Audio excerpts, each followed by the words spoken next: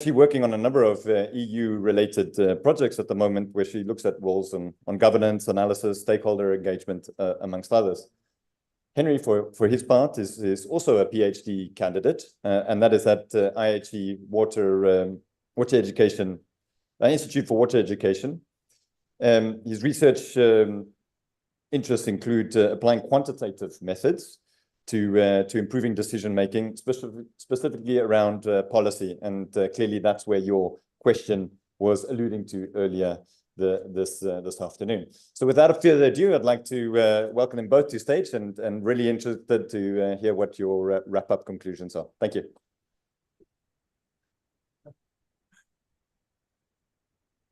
Thank you, David, and thank you, Gaetano, also for the invitation to be here.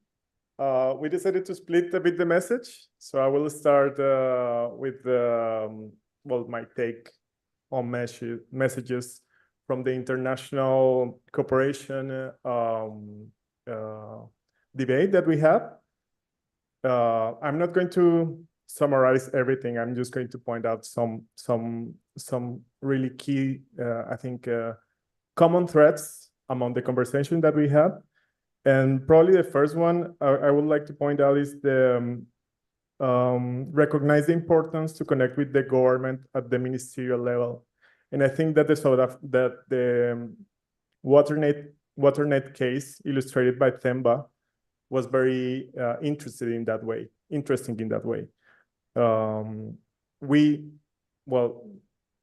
Like International Water Corporation needs a partner at the ministerial level. Usually, and from the experience of the speakers, it needs to be at the water ministry level, if it exists. But there should be also other ministries that are interesting to cooperate with, like for example, the economic development ministries. So that's an opportunity, and that's an important message of the panel. Also, and especially I was very surprised about the Richard's message about the cooperation between EU and China. And that made me reflect about that international water cooperation is a two-way learning. It's not transference of knowledge, but knowledge and trust building through conversation. So it's really surprising to see that it takes humility to also learn from the experience of the people that are, let's say, putting in practice a lot of things that, in this case, the EU was transferring to China. So that's also an important takeaway. I will say that actually, some of the speakers spoke about the importance of experimentation. So develop pilots, develop like a strong, like a structured measurement and a strict measurement about them, and scaling up. So that connects a bit with the discussion that we had before. And of course, that's the challenge. And that challenge, I think it connects better with the reflection that we have in the stakeholder level, the local level. And probably I saved the last one for because I think it's the most important. And I think that a common topic that arises and a common, let's say, lesson that was shared was the human resources development and the skills development. And this human resources development is, let's say, not very visible in financial terms, but this trust, long-lasting relationships, and let's say long-term vision give actually more return than technology itself.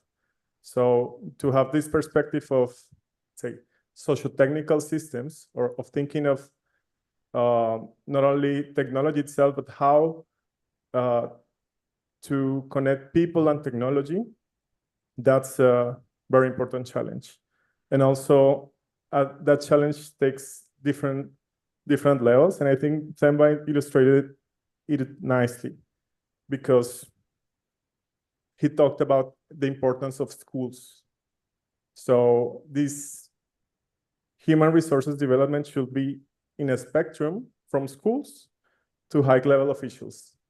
And that's one message that was, let's say, shared by the different members of the panel. So yeah, I invite Caro to continue the takeaway messages. Well, thank you, first of all, Henry, for your interesting reflection. I will reflect a bit more on what we heard in the second panel, more on stakeholder engagement. And the main things that I took away from that, there's actually two things. The one hand as well, capacity building, but also really the involvement of the local level in transboundary collaboration and what could be the role of living labs in there. Because I really recognized what Richard mentioned, that it's very important to involve the local level. They really know what's going on the ground, what are the problems at hand. They know which stakeholders they need to involve to get things done, how to approach these stakeholders. But there's, of course, also challenges, which was also mentioned by the other panelists, such as creating trust, especially when you talk about cross-border collaboration and communication when setting it up. And I think in that sense, Living Labs or other stakeholder platforms could really function as sort of boundary organizations to provide a neutral ground for stakeholders to come together, to openly discuss the problems, because often what you see then is that the stakeholders actually do recognize the same problems and there's an open space to come up with solutions. And it could also be a way, because it's also important, Richard mentioned that as well, that they should not be just living labs or stakeholder platforms for just 4 years and then you move away.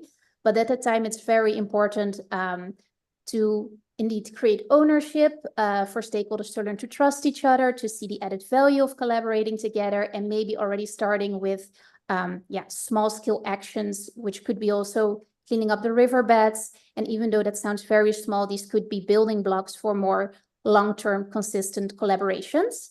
And at the same time, if there are some more tangible outputs, that could also work to attract other forms of financing and to establish a more continuous collaboration.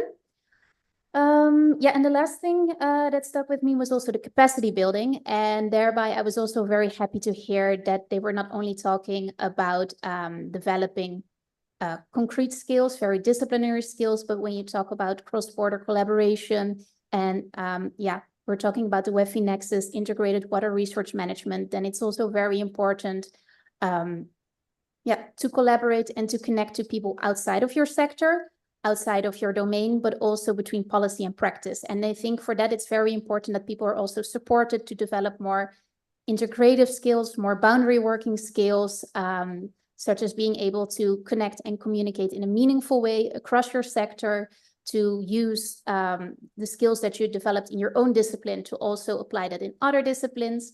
And I think, we could put more effort in that or more attention in that in the future as well. And I think that was it for me.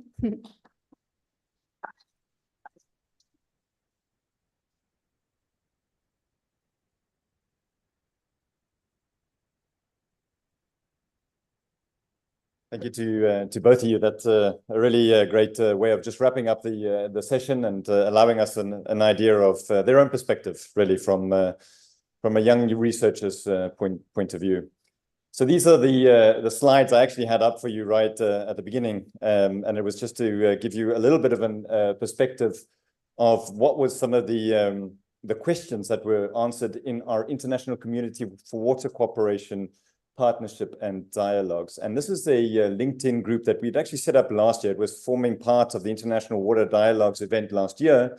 And there's a QR code there that you can use in order to join the group. It's completely open to anybody that wishes to engage in international dialogue and around water, because we realize that dialogue in water is actually between people. And once we are in the water sector, we tend not to move out of it. So we might change companies, we might change organizations, but we still have a passion for water. And it will be in this group that you can share that passion, and that you can just see some of the questions that we have asked, and some of the responses that the people have given as to why they want to continue within that group. So as I say, completely open, and you're more than welcome to join. If I go to the next slide, Dwani is busy handing out some slides, and then she's running back to go and change the slide for me. But I can maybe let you know that we've had more than 500 people join us online, and they're currently still there in live streaming. So we've had a good success, considering that we stumbled into this a little bit with our technical issues. But it's fantastic that you're still there with us and seeing what we've managed to bring together, which I thought was a really exciting agenda with some incredibly insightful aspects that were given to us by the different speakers. One more plug before I ask Dwani to change to the next slide is just on our just the previous slide, Dwani. One slide back. Yeah. So this is one slide forward. That's the one. So this is our white paper on building effective dialogues and making cooperation in water work. There's your QR code, so you can download that white paper, and that was expertly put together by Gaetano and the team at Water Beyond Europe, and thanks to Andrea as well for adding the main aspects around Water Europe that are within the actual document itself. And then if we go to the next slide there, Dwani, last slide. And it's a plug for the water security, inclusivity, and the SDGs. And this is Blanca, that's here in the audience with us, together with Jan Hoffman, that are putting together this webinar. It's both in English and in Spanish. And as you can see, it's on the 27th of June. There's QR codes there as well, so that you can join these two webinars. Dwani, so I'm going to ask you one last favor. If you can make your way all the way back to the first slide. Let's see if we can get there. That's the one. Just one back, one forward. There we go. This is the special thanks I wanted to give. I wanted to give special thanks to everybody that has been working in the working group, that has been able to bring together this white paper, to run this international cooperation on water LinkedIn group, as well as bringing together this fantastic agenda that we had for us here today. Not only those that are working directly in the working group, but those of the Secretariat at Water Europe have been doing an amazing job. And although we have some teething issues, we really got there in the end. So thank you to everybody that has been involved and to this amazing team. And with that, we can close. Thank you.